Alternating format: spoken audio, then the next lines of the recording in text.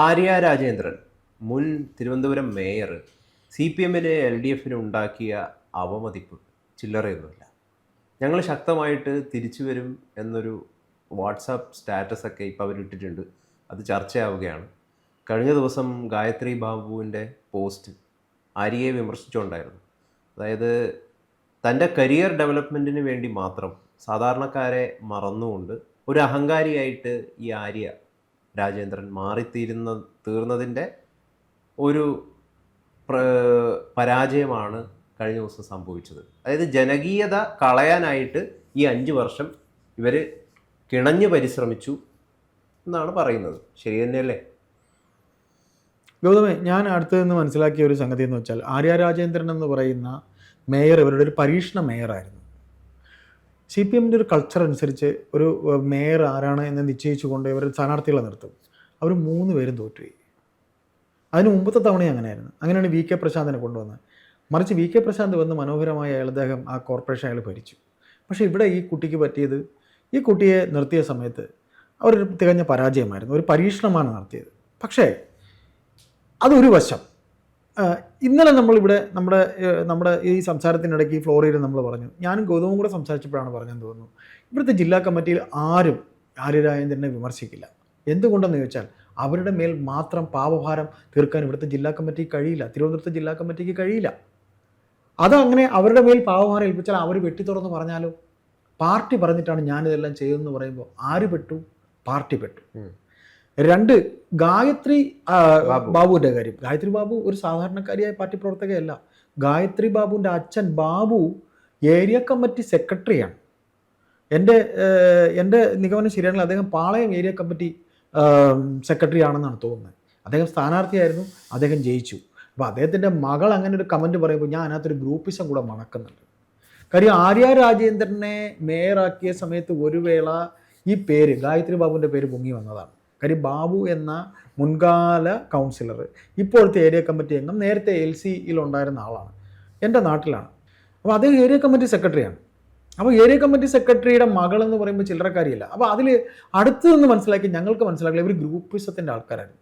അതായത് ആര്യ രാജേന്ദ്രൻ ഒരു ഗ്രൂപ്പ്, ഗായത്രി ബാബു വേറെ കുറച്ച് കൗൺസിലർമാർ, പെൺകുട്ടികൾ, ശരണ്യ ഞങ്ങളുടെ അവിടുത്തെ കൗൺസിലറായിരുന്നു, SS ശരണ്യ, ഇവരെല്ലാം ഒരുമിച്ചായിരുന്നു. ഇവരൊരു ഗ്രൂപ്പിൻ്റെ ആൾക്കാരായിരുന്നു. ഈ ഗ്രൂപ്പുകാരെ ഗ്രൂപ്പിസം കളിച്ചതിൻ്റെ ഫലമായിട്ടാണ് ഈ വർത്തമാനം പുറത്തു വന്നത്. പക്ഷേ പാർട്ടി വേദിയിലാണ്, പാർട്ടി ഫോറത്തിലാണ് ഇങ്ങനെയുള്ള കാര്യങ്ങൾ സംസാരിക്കേണ്ടത് എന്ന് ഗോവിന്ദൻ തിരുത്തിയിട്ടുണ്ട്. അവിടെയും നമ്മൾ പറഞ്ഞ ഒരു കാര്യം, ഈ നിമിഷം വരെ ആര്യയെ തിരുത്താൻ ആരും വന്നിട്ടില്ല. അപ്പോൾ ആര്യ രാജേന്ദ്രൻ എന്ന് പറയുന്ന ഈ പറയുന്ന മേയർ അവസാന നിമിഷം കാട്ടിക്കൂട്ടിയ മറ്റ് വിക്രിയകൾ നിങ്ങൾക്കറിയൂ. മുട്ടടയിൽ നിന്നൊരു പെൺകുട്ടി ജയിച്ചു, വൈഷ്ണ. ഈ വൈഷ്ണയ്ക്ക് അവിടെ വോട്ടില്ല എന്നും വൈഷ്ണ ആ വാർഡുകാരിയല്ലെന്നും കാണിക്കാൻ ഏറ്റവും കൂടുതൽ തത്രപ്പാട് കാണിച്ച ആരാണ്? ആര്യയാണ്. ആര്യ ഒറ്റയ്ക്ക് ഇത് കാണിച്ചാൽ നിങ്ങൾക്ക് കാണിക്കാൻ പറ്റും? ഒരിക്കലുമില്ല. അപ്പോൾ ആര്യയ്ക്ക് ഇത്രയും ഈ പാർട്ടി ചേർത്ത് നിർത്തുന്നുണ്ടെങ്കിൽ ആര്യ തെറ്റുകാരിയല്ല എന്നുണ്ടെങ്കിൽ ബഹുമാനപ്പെട്ട വി ജോയി എന്ന ജില്ലാ സെക്രട്ടറിയോടും പാർട്ടി ഘടകത്തോടും ഞങ്ങൾക്ക് ചോദിക്കാനുള്ളത്, തിരുവനന്തപുരത്തേക്ക് ചോദിക്കാനുള്ളത്, നിങ്ങൾ അവരുടെ നിഴൽ ആ തിരഞ്ഞെടുപ്പ് വേദികളിൽ എവിടെയെങ്കിലും കാണിച്ചോ? സംശയമാണ്. ഇപ്പോഴും ഇവർ എന്തുകൊണ്ട് ആര്യയെ തള്ളിപ്പറയുന്നില്ല എന്ന് ചോദിച്ചാൽ, ആര്യ ആ കണ്ടക്ടർ, ഈ ഡ്രൈവർ യദു എന്ന് പറയുന്ന ഡ്രൈവറുടെ പിറകെ അവരുടെ ഭർത്താവ് കൂടെ ഒരുമിച്ച് പോയി, MLA ഒരു സച്ചിൻ ദേവുമായിട്ടൊക്കെ ഒരുമിച്ച് പോയി ആ കാണിച്ച ഷോ ഒരിക്കലും ഞാൻ ചോദിക്കട്ടെ, ഒരു പുരുഷനായ ഒരു മേയറാണെങ്കിൽ ഒരു വേള ചിന്തിക്കും ഇത് കാണിക്കുന്നത് തെറ്റോ ശരിയോ എന്ന്. ഒരു MLA കൂടെ ഉണ്ടായിരുന്നതാണ്. നഗരത്തിൽ ഈ ഒരു ഇത്രയും ഉയർന്ന പദവി ഇരിക്കുന്ന ഒരു മേയർ കാണിക്കേണ്ട ചേഷ്ടയാണോ? അഥവാ ഡ്രൈവർ അത് കാണിച്ചാലും ഡ്രൈവറെ തിരുത്തുകയല്ലേ വേണ്ടത്? ഇവർക്ക് ഏതല്ല പോലീസ് സ്റ്റേഷനിൽ കംപ്ലയിൻറ്റ് കൊടുത്താൽ പോരെ? ഞങ്ങളുടെ വാഹനത്തിന് വട്ടം ചുറ്റി ഇങ്ങനെ ഒരു KSRTC ബസ് പോയിട്ടുണ്ട്, ഇവർ നിർത്തിയതിൻ്റെ തൊട്ടടുത്താണ് കൺട്രോൾമെൻറ്റ് സ്റ്റേഷൻ. അപ്പോൾ എവിടെ എന്ത് തെറ്റുപറ്റി? അവിടെ ഇവർ ആകെ മെഴുകി വാരുകയാണ്. കുറ്റപത്രത്തിൽ അവരുടെ പേരില്ല, അവരുടെ അനിയൻ്റെ പേരാണ്. എന്നിട്ട് ഇപ്പോൾ എന്തുകൊണ്ട് CPM ആര്യയെ ഒന്നും പറയുന്നില്ല എന്ന് ചോദിച്ചാൽ, ഇതിൻ്റെ ഈ കാണിച്ച തെറ്റിനെല്ലാം ഒരു വേള ഇവർക്കും പങ്കുണ്ട്. 2, ഇതിനകത്ത് മറ്റൊരു കാര്യം, പിണറായി വിജയൻ്റെ കുടുംബവുമായി ആര്യയ്ക്ക്, മുഖ്യമന്ത്രി പിണറായി വിജയൻ്റെ കുടുംബവുമായി, ബഹുമാനപ്പെട്ട മുഖ്യമന്ത്രിയുടെ കുടുംബവുമായി, അദ്ദേഹത്തിൻ്റെ മകളുമായി ആര്യയ്ക്ക് വളരെ അടുത്ത ബന്ധമുണ്ട്. ആര്യ തന്നെ പറഞ്ഞിട്ടുണ്ട്, ബഹുമാനപ്പെട്ട മുഖ്യമന്ത്രി പിണറായി വിജയൻ എന്നെ ഉപദേശിച്ചിട്ടുണ്ട്, ആരും ഒറ്റപ്പെടുത്തിയാലും നമ്മൾ തളരാൻ പാടില്ല, ഞാൻ നിൻ്റെ കൂടെയുണ്ട്, നീ ധൈര്യമായിരിക്കുന്നു. അപ്പോൾ എങ്ങനെ ആര്യയെ ഇവർ കുറ്റപ്പെടുത്തും? ആര്യയെ കുറ്റപ്പെടുത്തിയാൽ ബഹുമാനപ്പെട്ട മുഖ്യമന്ത്രി പിണറായി വിജയൻ ചെവിക്ക് കിഴക്കും. ആരെ ചെവിക്ക് കിഴക്കും? ജോയിയുടെ ചെവിക്ക് എടുക്കും.